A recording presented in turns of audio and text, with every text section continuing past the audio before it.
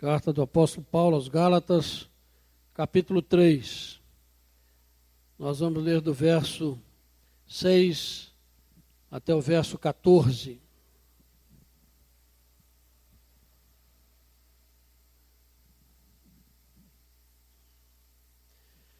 Gálatas 3, de 6 a 14.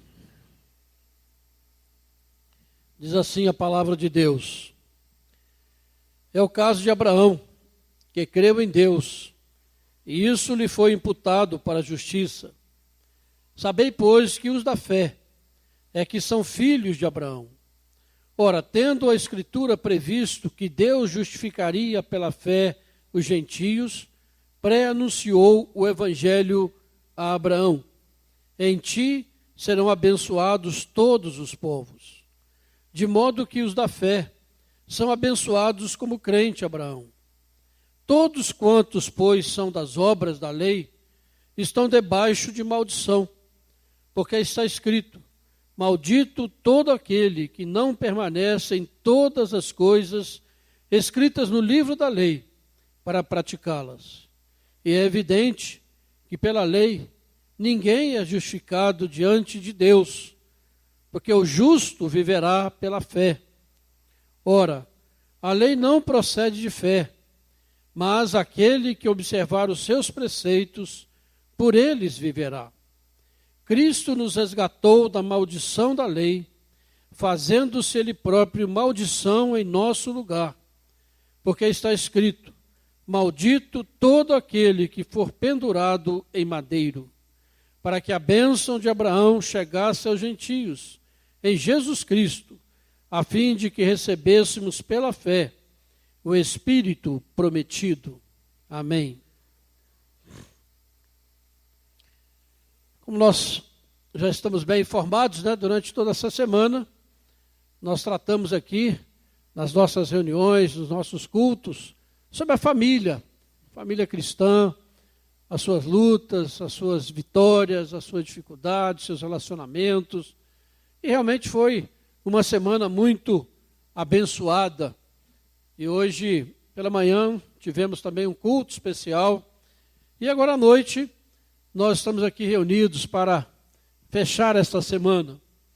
E eu gostaria de usar, então, esse tempo para falarmos da família de Deus. A família maior, a família da fé, a família que compõe o corpo de Cristo, que é a noiva de Cristo, que é a esposa do Cordeiro. Então nós queremos pensar nisso porque nós somos família, temos famílias, mas a família da fé, ela é maior do que as nossas famílias carnais. E todos nós nascemos numa família, seja ela bem estruturada ou não, seja uma família de posses ou de menos recursos, uma família de mais instrução ou de menos instrução. O fato é que todos nós pertencemos a uma família carnal. Nós temos relacionamentos familiares em todos os níveis. E nós não podemos fugir disso porque a nossa sociedade ela é estruturada em cima disso. Mas quando nós cremos em Cristo, nós somos juntados, nós somos enxertados, nós somos inseridos numa família maior, que nós chamamos então da família de Deus, a família da fé, que tem laços tão ou mais fortes do que os laços da família carnal. E essa família, ela não está limitada a pessoas parecidas conosco. Pelo contrário, ela é formada por gente de todas as nações, de todas as raças, de todos os povos, de todas as línguas, e ela está espalhada por todo o mundo. E esse texto de Gálatas, capítulo 3, ele traz para nós algumas das características dessa família a qual nós pertencemos. E precisamos, então, ver um pouquinho aqui algumas destas características que são de tremenda importância na vida da igreja. A primeira coisa que nós notamos, e a primeira característica dessa família de Deus, é que ela é formada na eternidade, a partir da graça de Deus. A família humana é formada quando um jovem, uma jovem, combinam, entram num acordo, celebram um casamento, vão no cartório, vêm na igreja, e a partir daí se forma uma família. Mas a família de Deus é formada na eternidade. E é formada a partir da graça de Deus. Se você ler o Evangelho de João, no capítulo 1, versículo 12 e 13, diz que a todos quantos receberam a Jesus, foi-lhes dado o poder de serem feitos filhos de Deus. E diz a saber, aos que creem no seu nome, os quais não nasceram da carne, nem da vontade do homem, mas de Deus. A família de Deus é formada na eternidade, numa escolha que Deus fez antes da fundação do mundo. E Efésios, capítulo 1, vai dizer isso, que Deus nos escolheu em Cristo antes da fundação do mundo. Vejam que característica interessante da família de Deus. Não surge da vontade de alguém, mas ela vem do próprio Deus. É o próprio Deus quem forma a sua família. É o próprio Deus quem chama aqueles que Ele tem amado com amor eterno. E isso às vezes nos choca muito, porque nós queremos fazer as nossas escolhas. Da mesma maneira que nós escolhemos aqui se vamos casar com alguém ou não, nós gostaríamos de fazer isso, mas a família de Deus é muito especial. Ela é formada na eternidade, e ela é formada porque Deus ama, porque Deus exerce a sua misericórdia, porque Deus escolhe.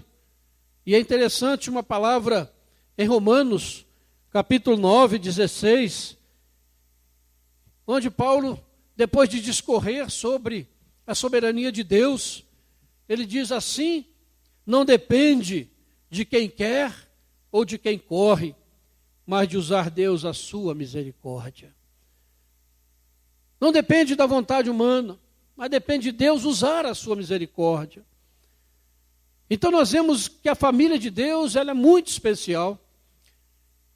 Ela nasce no coração de Deus. É Deus que antes de nós existirmos, Deus já havia nos chamado, nos separado, para sermos parte da sua família em Cristo Jesus. E Ele faz isso a partir de uma humanidade caída.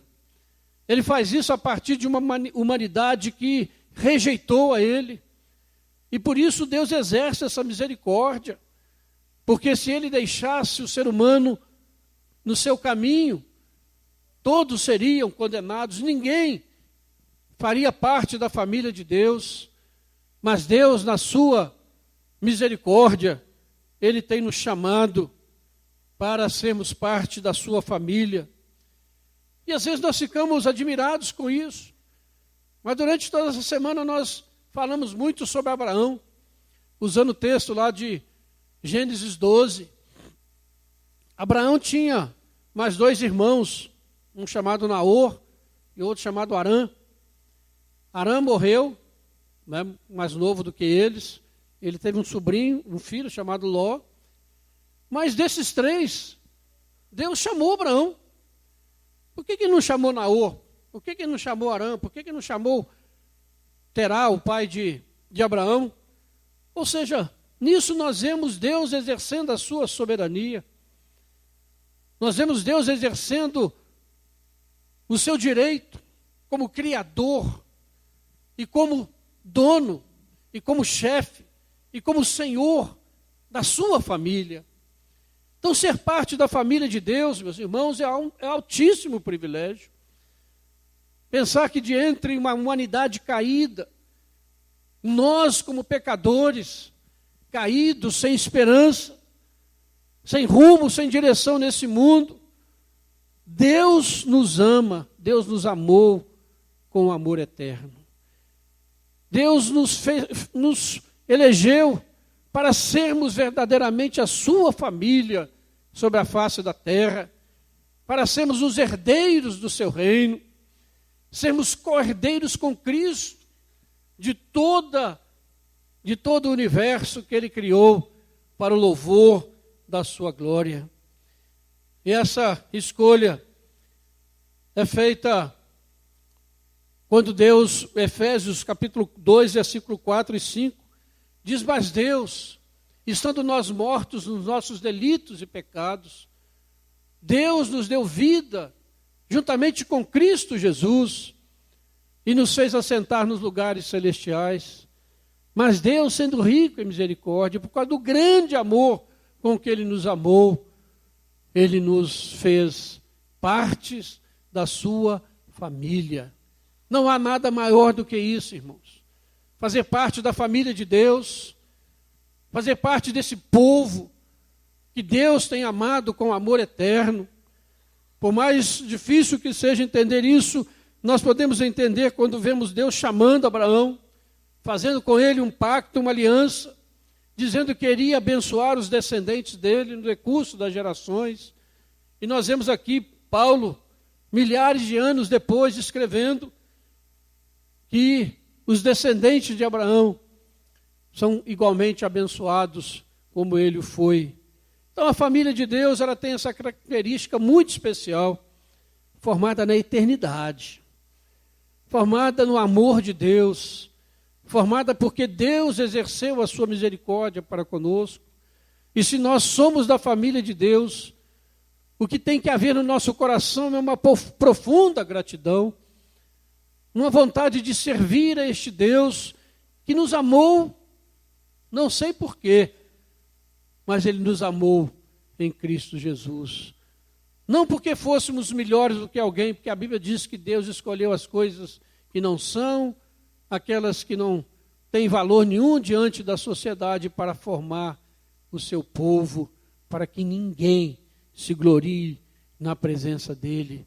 Se nós somos o povo de Deus, não há nada de que nos gloriarmos, pelo contrário, só há motivo de gratidão, de nos curvarmos diante desse amor tão maravilhoso que foi expresso na pessoa de Jesus Cristo. Mas uma segunda característica dessa família da fé, dessa família de Deus, que o texto coloca diante de nós, é que os seus membros, os membros da família de Deus, eles vivem pela fé. Eles vivem pela fé. E aqui no texto, Paulo fala muito sobre essa questão da fé. Abraão foi justificado pela fé.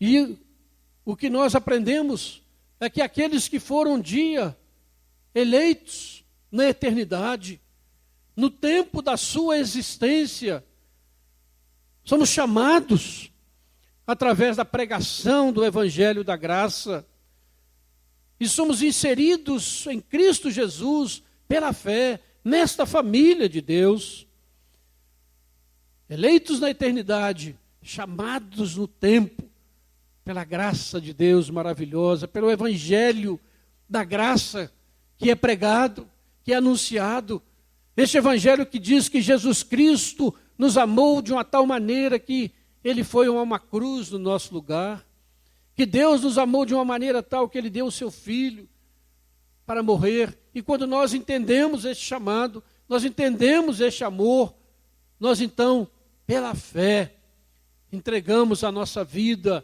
ao Senhor, nos arrependemos dos nossos pecados e nos tornamos então parte da família de Deus. E a gente pode ver isso ilustrado na vida de Paulo, aí mesmo nesse livro de Gálatas, no capítulo 1, no versículo 15, nós vemos Paulo dizendo, quanto ao seu chamado, quando, porém, ao que me separou antes de eu nascer, e me chamou pela sua graça, aprouve revelar o seu Filho em mim. Então, quando, no tempo da sua existência, aquele que Deus havia eleito, foi chamado pelo Evangelho da Graça, e por isso esse Evangelho precisa ser pregado, anunciado, porque é somente através desse evangelho da graça que o Espírito Santo vai nos convencer do pecado, da justiça e do juízo. E aqueles que pertencem à família de Deus vivem pela fé. O justo viverá pela fé, diz o texto. O justo viverá pela fé. E os da fé que são filhos de Abraão. E o que é viver pela fé? Viver pela fé não é você ter fé na fé. Hoje é muito comum isso, a pessoa tem fé na fé. Ele crê na sua fé. Ele crê que a sua fé é capaz de fazer alguma coisa. Uma fé mística. A pessoa coloca alguns objetivos e começa a crer naquilo, que Deus vai lhe dar aquilo. Mas quando você olha para a Bíblia, a Bíblia diz que a fé é a convicção de fatos que não se veem. Viver pela fé é você acreditar nos fatos relativos a Jesus Cristo, fatos históricos, que Jesus Cristo de fato viveu nessa terra, viveu uma vida de perfeição, foi morto, foi crucificado, foi sepultado, mas ressuscitou de entre os mortos. Isso é viver pela fé, é convicção de que isso é real, e se isso é real, eu não posso viver de qualquer maneira. Se isso é real, se o Filho de Deus veio morrer no meu lugar, para que a eleição de Deus acontecesse, porque se Deus tivesse nos escolhido, mas Jesus não tivesse pago o preço do nosso pecado, nós não seríamos salvos. O que nos salva não é a eleição, é a graça de Deus, é a fé em Jesus Cristo, que nos vem pela pregação do Evangelho. Pela graça sois salvos mediante a fé. Isso não vem de vós, mas é dom de Deus, porque Jesus Cristo foi naquela cruz por cada um de nós, porque Jesus Cristo deu a sua vida por cada um de nós, por cada um daqueles que Deus já havia escolhido e foram dados a Ele, e Jesus veio e morreu de maneira certa por cada um de nós, e nos colocou na família de Deus, e passamos a ser agora o povo especial de Deus, o povo que é amado por Deus, o povo que é protegido por Deus, um povo que crê de fato e de verdade, que é convicto de que a Bíblia, os relatos bíblicos, falam de fatos acontecidos na história e que dão substância à nossa fé. Fé é convicção de fatos que se não veem, mas fé também é certeza de coisas que se esperam. Quando somos chamados a viver pela fé, somos chamados a viver, olhar para trás e ver aquilo que Jesus Cristo já fez e temos convicção disso. Mas a fé que nós somos chamados a viver nos faz olhar para frente, nos faz olhar para a eternidade, nos faz ter certeza de que Jesus Cristo voltará em poder e glória, nos faz crer que há um reino eterno que está preparado para aqueles que o Senhor tem amado, nos faz ansiar pelo novo céu e pela nova terra, nos faz dizer: Maranata, vem Senhor Jesus, porque nós ansiamos, como diz o apóstolo Paulo, não por nos desvestirmos desta vida, mas por sermos revestidos pela eternidade, e vivemos nessa fé, e essa fé vem e molda o nosso viver. Por isso, quando nós estamos na família de Deus, nós não vivemos pelas leis, nós não vivemos pelas imposições da igreja, nós não vivemos pelas imposições dos homens, mas nós vivemos pela fé, e por isso Gálatas é chamado da epístola da liberdade cristã, porque agora nós somos livres para viver pela fé naquele que nos amou e a si mesmo se entregou por nós. E a olharmos para os fatos passados e crer que eles são reais, e se Jesus Cristo ressuscitou de entre os mortos, o que é mais importante nessa vida? Não há nada mais importante do que a ressurreição de Jesus Cristo. porque ele significa a vitória sobre a morte, o nosso maior inimigo. Significa que um dia Jesus Cristo voltará e nós todos compareceremos diante do tribunal de Cristo. Isso é viver pela fé. O justo viverá pela fé. Os membros da família de Deus vivem pela fé, pela esperança. O seu viver é dia a dia, movido pela certeza. Quando ele olha esse mundo, tão cheio de miséria, tão cheio de maldade, tão cheio de violência, tão cheio de imoralidade, muitas vezes nós somos quase que abatidos, mas nós olhamos para a nossa fé, nós somos sustentados pela fé, dia a dia, momento a momento, nós caminhamos pela fé, conforme Abraão, que esperando contra a esperança, ele creu e foi justificado diante de Deus. Chamados, eleitos na eternidade, chamados no tempo, pela fé em Cristo Jesus, pela graça de Deus, nós fomos chamados então a viver pela fé. Acabamos de estudar o credo dos apóstolos, e ali você tem uma expressão da sua fé, da fé cristã. Viver pela fé é dizer eu creio em Deus Pai, eu creio em Jesus Cristo, eu creio no Espírito Santo, eu creio na igreja, eu creio na remissão dos pecados, eu creio na vida eterna, eu creio na ressurreição dos mortos. É viver por esta fé que o povo de Deus é chamado a viver. Mas uma outra característica que nos chama a atenção da família de Deus é que na família de Deus os seus membros vivem em unidade e em amor. Vivem em unidade e em amor. A unidade é uma característica da família de Deus. A unidade é uma característica do povo de Deus, chamado pela graça de Deus. Abra sua Bíblia aí, Efésios capítulo 4. Um pouquinho para frente. Aí de Gálatas.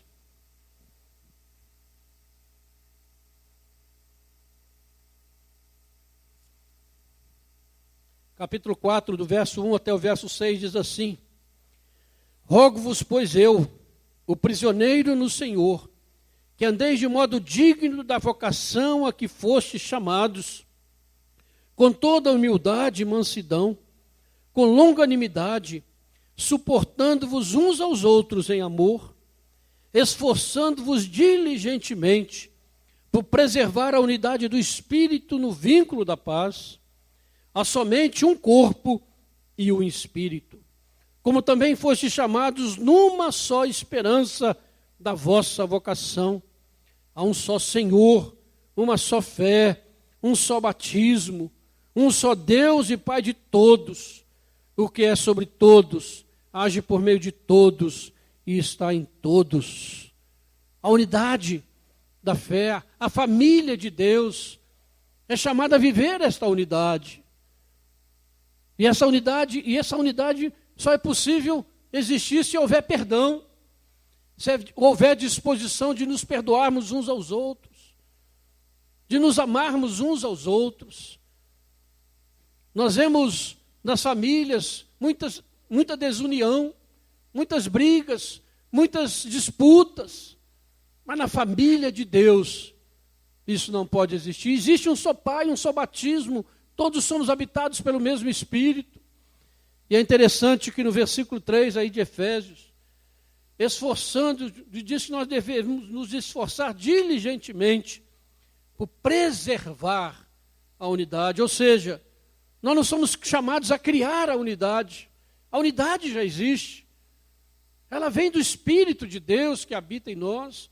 O nosso problema é que nós quebramos a unidade, pelo nosso orgulho, pela nossa arrogância, pela nossa falta de perdão, nós quebramos a unidade do Espírito, e isso é um pecado terrível. Quando nós quebramos a unidade da igreja, quando nós quebramos a unidade entre um e outro irmão, porque nós quebramos o vínculo do amor de Cristo, do Espírito Santo que habita em nós. Às vezes nós queremos criar uma unidade, e às vezes queremos criar algumas atividades para que haja unidade, mas é pela fé. Nós cremos que o povo de Deus é um povo que anda em unidade, que anda em amor, que anda no perdão, que chora com aqueles que choram e se alegra com aqueles que se alegram. Precisamos, irmãos, se nós não estamos vivendo dessa maneira na família da fé, é preciso pedir perdão, nos arrependermos diante do Senhor, dizer: Senhor, me perdoa porque eu não tenho me esforçado diligentemente para preservar o vínculo da paz. Não tenho. Eu estou vivendo, eu estou separando, eu estou sendo um instrumento de tropeço dentro da igreja. O povo de Deus, a família de Deus, é chamada a viver em unidade. Porque, irmãos, o que nos une não é a nossa simpatia, não é se a gente gosta de um, se não gosta do outro, se gosta mais de alguém, se gosta menos de alguém. O que nos une é que nós somos habitados pelo mesmo Espírito. E o Espírito de Deus habita em nós. E por isso, uma outra passagem que gostaria que você lesse, aí em Efésios também, capítulo 4, no versículo 32, onde o apóstolo diz: antes, sede uns para com os outros, benignos, compassivos, perdoando-vos uns aos outros, como também Deus em Cristo vos perdoou. Se Deus foi capaz de perdoar a mim, se Deus foi capaz de perdoar a você, a cada um de nós, pelos pecados mais terríveis, por que nós não podemos perdoar-nos uns aos outros em Cristo Jesus? É um exercício de fé, de amor, é um exercício de dependência de Deus, é um exercício de obediência à palavra do Senhor. A família de Deus, a família maior, ela vive em unidade.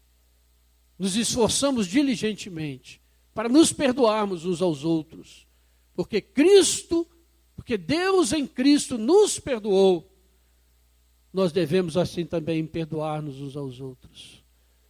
Quão triste é quando numa família há divisões, quando numa família as pessoas não se falam, na família humana.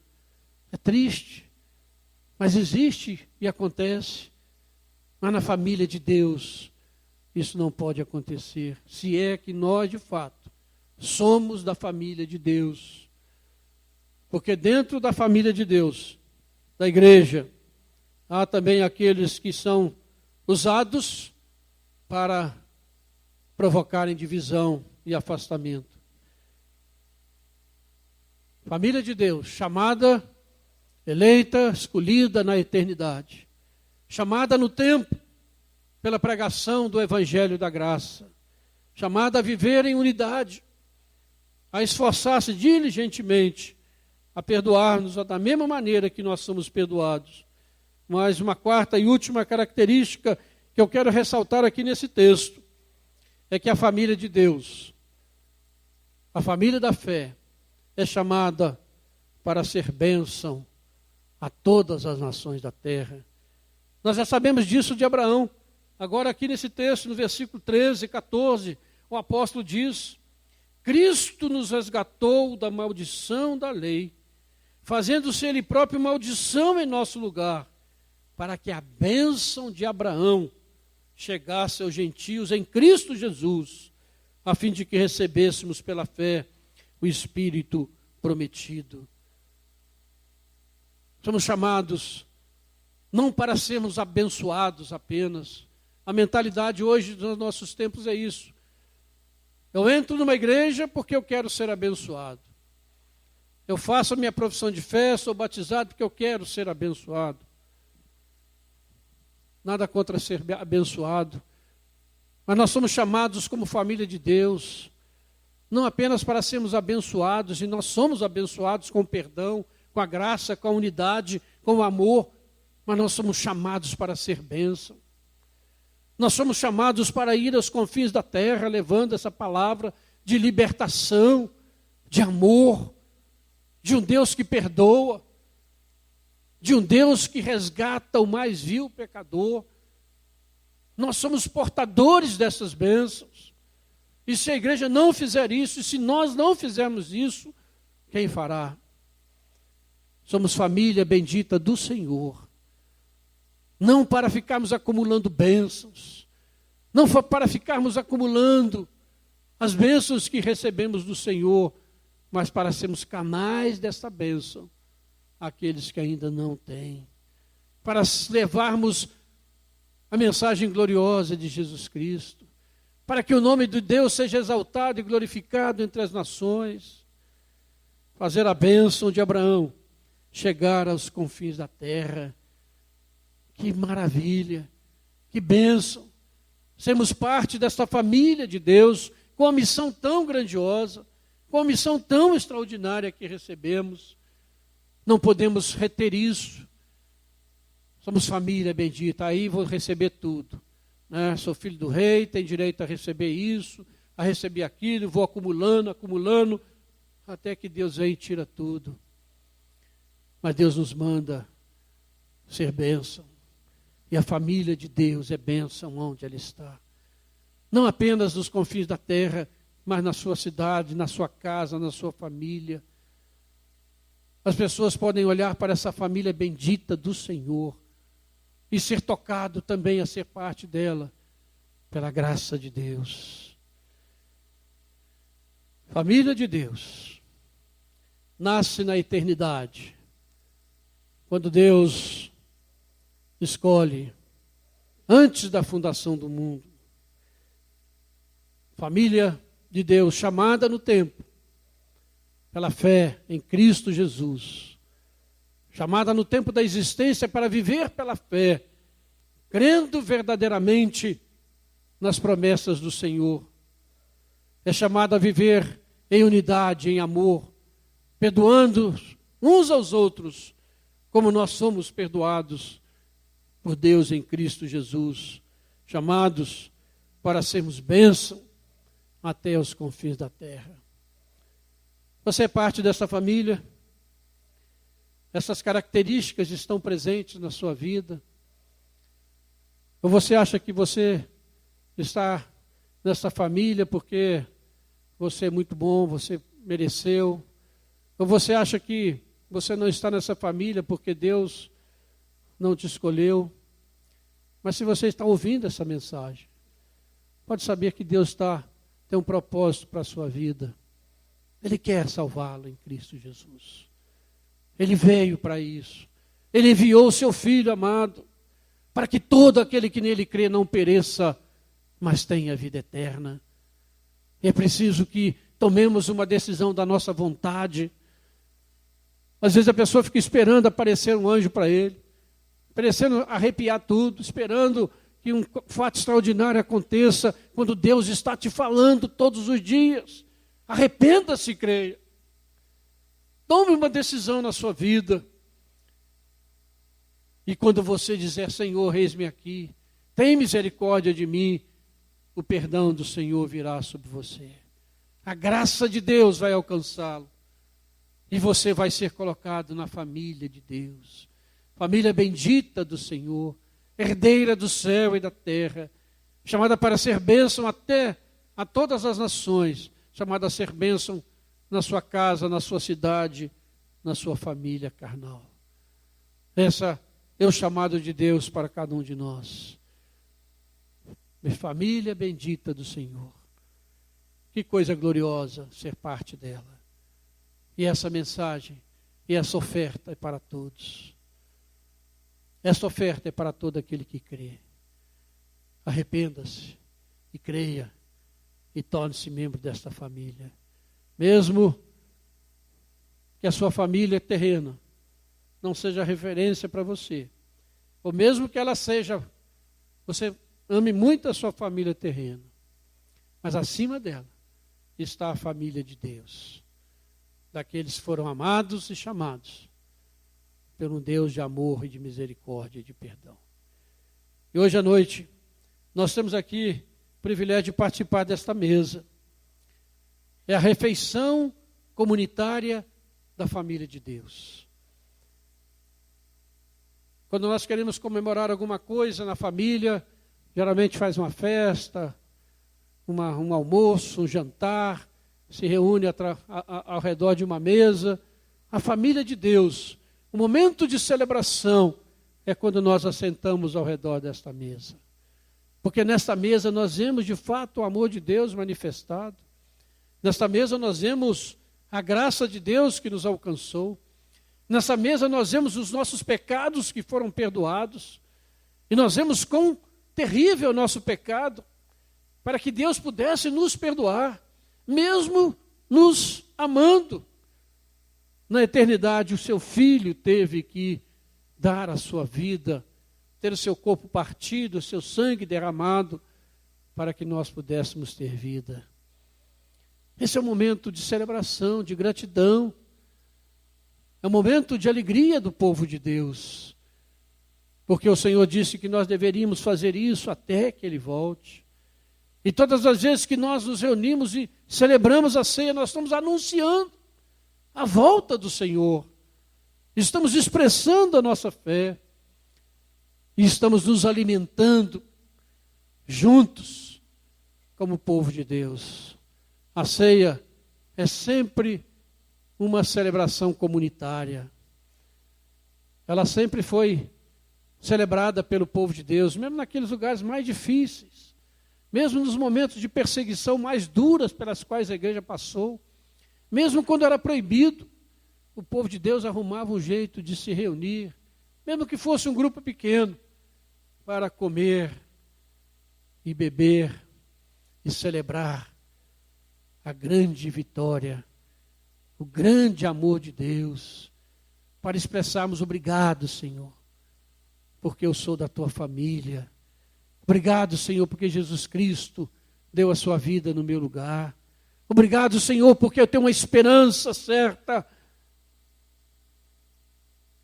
É um momento de celebração, de alegria. É um momento de muito amor, de nos perdoarmos uns aos outros, de buscarmos o perdão de Deus. Examine-se, pois, o homem a si mesmo, e assim coma do pão e beba do cálice. É o momento de nós confessarmos os nossos pecados, pedir perdão e reiniciarmos a nossa caminhada com o Senhor. Por isso a ceia é só para aqueles que pertencem à família de Deus. Aqueles que não pertencem à família de Deus. Aqueles que não professaram a sua fé em Jesus Cristo. Aqueles que não confessaram ainda publicamente que Jesus Cristo é o Senhor da sua vida, não têm direito a esta mesa. Porque ela pertence à família bendita do Senhor. Pode parecer uma coisa, um pouco de falta de educação, né? Estamos aqui celebrando, assentados ao redor de uma mesa, mas nem todos são convidados a participar. A mesa é do Senhor, não é da igreja presbiteriana. Não é de uma denominação, ela é do Senhor. Mas somente aqueles que são do Senhor é que têm esse privilégio. Por isso, a nossa insistência. Confesse o seu pecado, peça perdão. Entregue a sua vida a Jesus Cristo, confesse-o, para que você também seja parte da bendita família de Deus. Participar desta mesa, celebrar a vitória, celebrar a vida, porque Jesus Cristo morreu no nosso lugar. Nós somos chamados a celebrar a vida. Que coisa maravilhosa. Fazer isto em memória de mim até que eu volte. Cada vez que nós nos assentamos ao redor desta mesa, nós estamos dizendo ao mundo, visível e invisível, que de fato nós somos parte da família bendita do Senhor. Que você possa participar assim nesta noite, com este sentimento no seu coração, com esta alegria, com essa gratidão. honrando o Senhor que te amou de uma forma tão maravilhosa e extraordinária. Que Deus nos abençoe. Vamos nos preparar para nos assentarmos a esta mesa. Com a sua cabeça. Ore ao Senhor agora.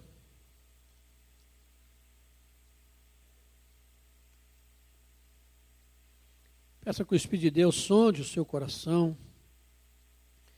Vê se há em você algum caminho mau, para que Ele o conduza pelo caminho eterno, trazendo perdão, restauração diante do Senhor.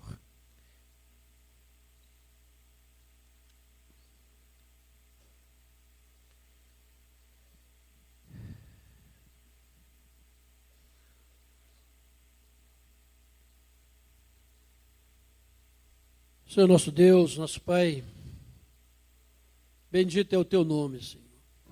Muito obrigado, Senhor, por esse momento em que nos assentamos ao redor da Tua mesa, Pai. Como filhos do Senhor, como parte da família bendita do Senhor. Oh Deus, muito obrigado, Senhor, por este privilégio. Obrigado, Senhor, porque podemos celebrar aqui a nossa vida, a nossa salvação. Podemos aqui, ó Deus, de uma maneira de muita expectativa, olharmos para as bodas do Cordeiro, naquele dia em que todos os nossos irmãos de todas as tribos, línguas e nações, estaremos todos juntos diante do trono da graça, celebrando, ó Deus, as bodas do Cordeiro, Pai. Ó Deus, que essa esperança encha mais e mais os nossos corações.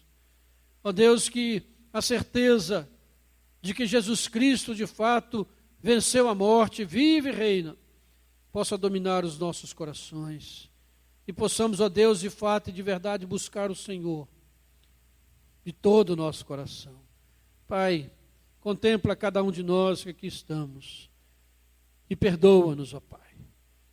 Quando nós confessamos os nossos pecados, o Senhor diz que o Senhor é fiel e justo para nos perdoar e nos purificar de toda a injustiça.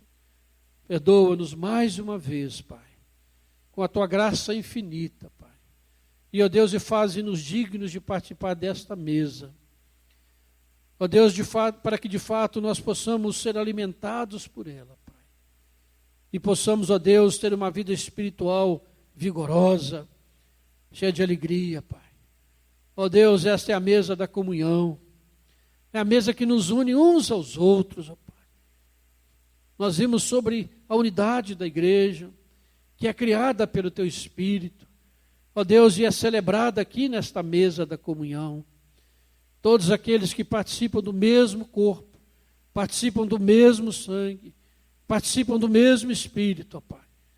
Ó Deus, muito obrigado, Senhor, porque ao nos assentarmos ao redor dessa mesa, nós estamos testemunhando a nossa unidade, a Ti e a nossa unidade entre nós, ó Pai.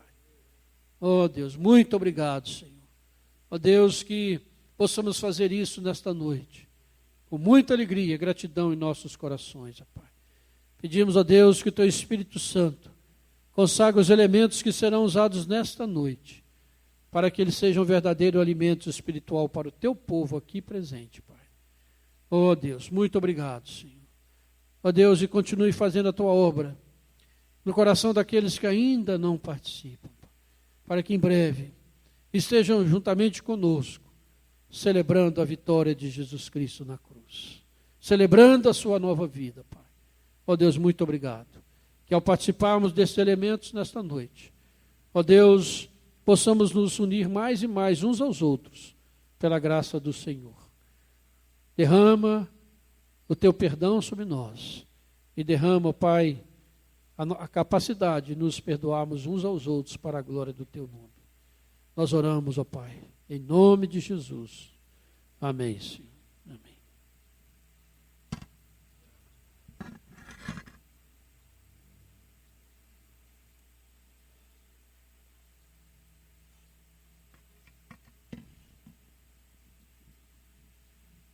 Na noite em que o Senhor Jesus foi traído, Ele tomou um pão, tendo dado graças, o partiu e o deu aos seus discípulos, dizendo: isto é o meu corpo, que foi partido em favor de vós.